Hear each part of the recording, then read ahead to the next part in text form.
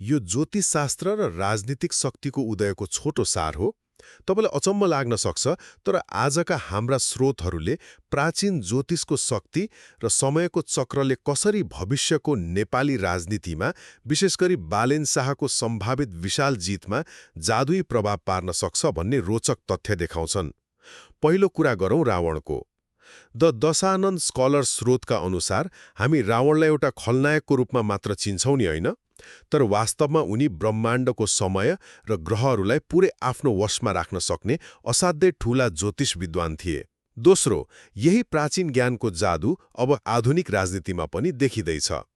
स्रोतले देखाएको सम्भावित भविष्य अनुसार बालेन शाहले 182 सिटको प्रचण्ड बहुमत ल्याएर ठ्याक्कै मध्याह्न 12:34 शपथ लिनेछन्। यो 12.34 को दिव्य अभिजित मुहुर्त भनेको कस्तो हो भने नि, तपाईँले बाटोमा गाडी कुदाउँदा सबै ट्राफिक लाइट हरियो पाउनुभयो भने जस्तै हो, जहाँ पुरै ब्रह्माण्ड तपाईँको पक्षमा हुन्छ।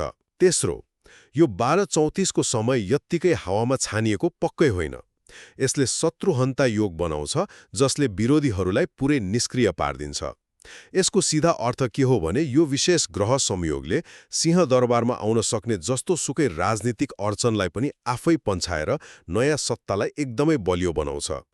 समग्रमा भन्नुपर्दा प्राचीन नक्षत्र विज्ञान र राजनीतिको यो गजबको तारमेलले के प्रश्न पार्छ भने सही समय रोज्न सके शक्तिको खेलमा पुरै ब्रह्माण्डलाई नै आफ्नो सारथी बनाउन सकिन्छ।